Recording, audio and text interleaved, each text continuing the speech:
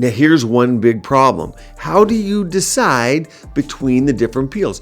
You'll get my exact formula today. Why chemical peels are making a comeback. What does the peel do? What's the best maintenance after a peel has healed? Now, why would you put vitamin C in a peel? Did you know that's the absolute worst time to go get a treatment? Maybe you don't have a clinic you trust, or worse yet, your favorite clinic just got a new device. How often do you hear that? Hi, I'm Dr. Johnny, and today I'm talking about the best chemical peel for you, and most importantly, why chemical peels are making a comeback. The peel I'm going to tell you about today is quite possibly the least expensive way to safely up your complete skincare game, to lift, to tighten, and to add glow to your face. And of course, why you don't have to stop doing them in the summer, or of course, if you live in a place where there never is winter, fall, or spring. Now, as usual, this video is not sponsored. Nobody's paying me to say this. And I've used one particular chemical peel since 2006, and I still do. I'm going to share that one with you today and the exact formula for it so you can benefit. Now, I know you guys want something relatively quick. This peel takes less than 15 minutes to perform. Effective, safe, and predictable. Talking about safe, here is what frosting looks like. That's when the proteins denature in the skin from the chemical peel. And that's when the collagen building and repair process that builds your elastin starts. It's a nice endpoint to look for in many peels, but of course, I layer on top of that for even more results. That's what you may get from a professional peel. And I know some of you, the home gamers here, you're very experienced, but many of you also want to leave it to the professionals. And so I don't blame you. We'll go through that. I've been doing peels for over 20 years, and I'm still learning a thing or two here or there from, of course, courses, but also from the patients that I'm treating in my clinic. Either way you want to do it, you'll get something from this video. So why are they making a comeback? You see, you don't want the dangers that come with lasers or RF because, well, maybe you don't have a clinic you trust, or worse yet, your favorite clinic just got a new device. How often do you hear that? But did you know that's the absolute worst time to go get a treatment, when it's somewhat on sale because they're training, or hey, we just got the new latest and greatest, come get it. Because guess who's the guinea pig? Yeah, it's you.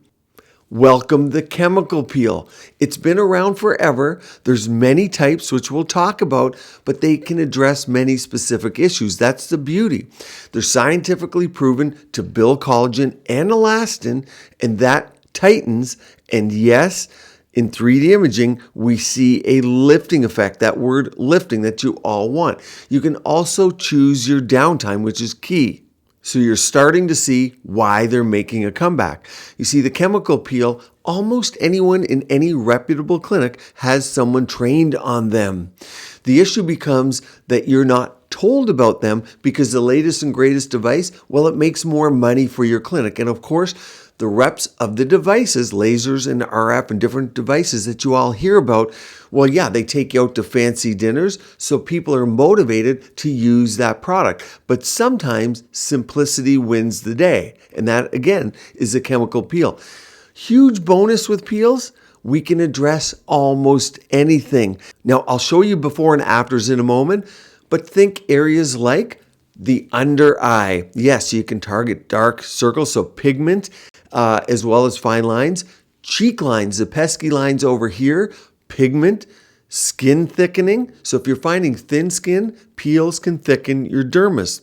I think this before and after shows a nice change, not only in the under eye, but also in fading of the pigment. Now, of course, you can add more layers or more treatments so you get more results. But this gives you an idea of the results from the exact peel formulation that I'm telling you about today. Here's another before and after. You not only see changes around the eye, the skin, the fine lines, and the wrinkles around and underneath the eye. And this is 3 peels over 4 months. If you look at her before, there's a lot more photo damage than you might have yourself. And so a series of peels is going to be best in this case. But once you stabilize and get to where you want to be, then it's yearly maintenance and just your regular skincare routine. But you got to catch up sometimes. Now you can see the cheek lines and you can see such a dramatic difference, but also the browns, the skin glow, and the under eye in this picture. But I wanted to show you those pesky cheek lines because so many people have them and it's tempting to inject them with biostimulators like Sculptra PRF.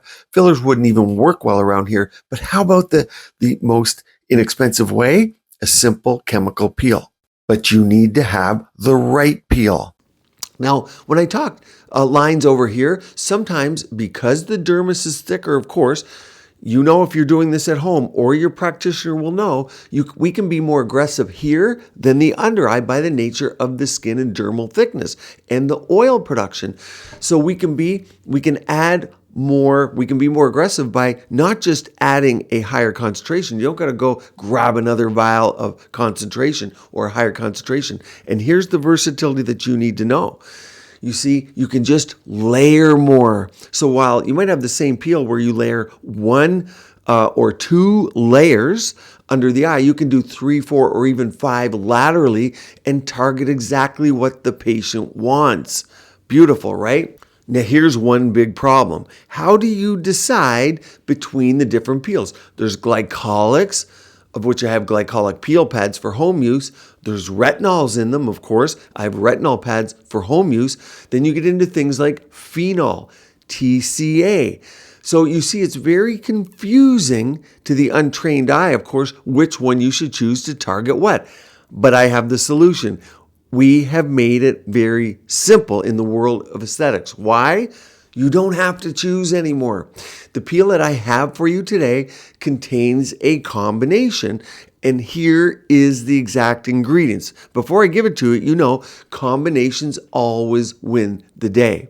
So what is in it? Well, number 1, TCA 10 to 12%, or it's called trichloroacetic acid, but that's the concentration.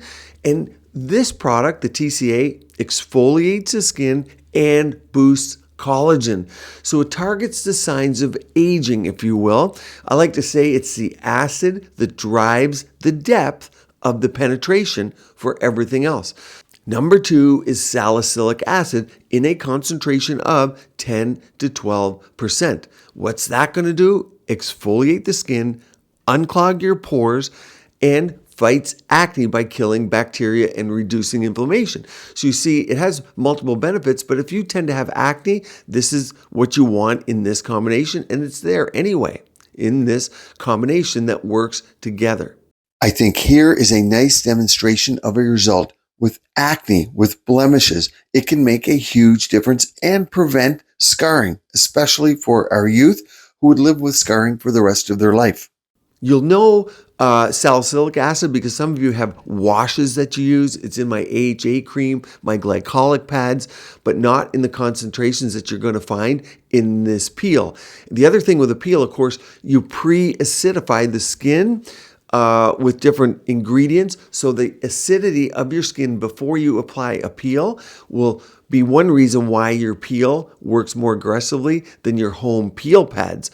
But again, your home peel pads are meant for daily or a few times a week use, not aggressively like this. So there's different factors that make the same ingredient work stronger or not as strong. It's not just the concentration in the formulation, but the prep.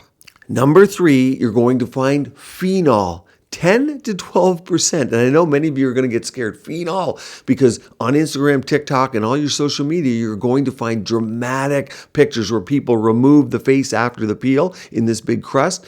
And you know, with phenol peels, the people have to be anesthetized and that there's a risk of cardiac arrhythmia, but this is a low concentration. The aforementioned peels that you're seeing that you get scared of, those are in concentrations of over 40, 50, even up to 80%. Those are aggressive. But because we're combining, again, you don't have to choose that route. Many people aren't candidates for deep phenol peels because of skin type.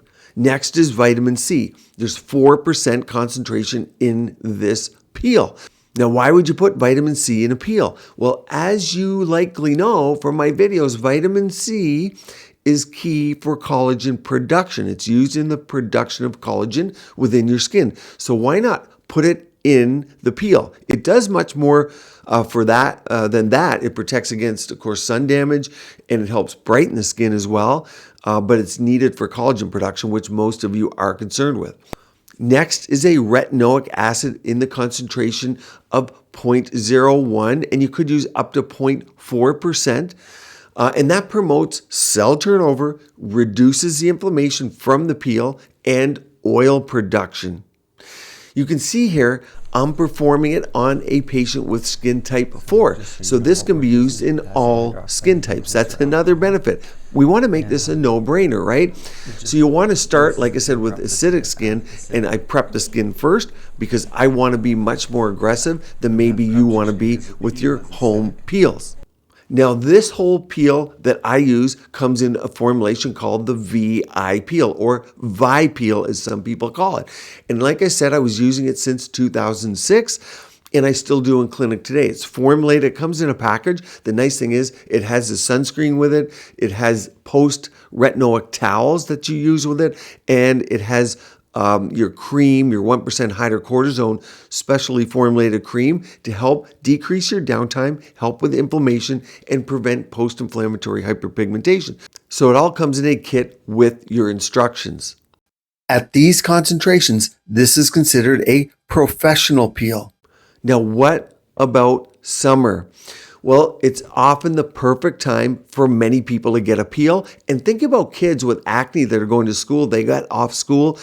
They don't want to be peeling at school or have increased redness for a couple days. So they will get a peel, which can address their skin for a long time and also help prevent acne scarring in the summertime most commonly. But you need these few tips. You want to plan it around what I tell my patients, the hotter days, because they're less likely to be outside and they're more likely to be inside in air conditioning. Number 2, you want to think about the sunscreen that you use. Now, I said the VI or the Vi peel that I use in my clinic comes with a sunscreen, but you want to always use a sunscreen, and you can look at what's in the formula of that sunscreen, use a lighter one that will not promote acne. But here's the key. You need to reapply. You can't just put it on in the morning and be done for the day, especially if you're getting some sun on your skin. Now, you want to wear a wide-brimmed hat, particularly big sunglasses, because where you might get pigment after a peel that's triggered by the sun will be under the eyes where the skin is the thinnest. Remember, lasers increase photosensitivity, peels do not. That's one reason why you can do them in the summer. What's the best maintenance after a peel has healed? And that's LED and red light. And you want near infrared in your mask to supercharge the whole thing. Now, why is this? Well, red light and near infrared wavelengths 630 to 830 have been shown to stimulate your fibroblast. And the fibroblast produces collagen and elastin. What does the peel do? It produces those, so you want to supercharge it. You're going to want to watch this video up here, all about your best LED mask to supercharge your chemical peels. Stay tuned here. Keep your skin and body beautiful, healthy, and vibrant.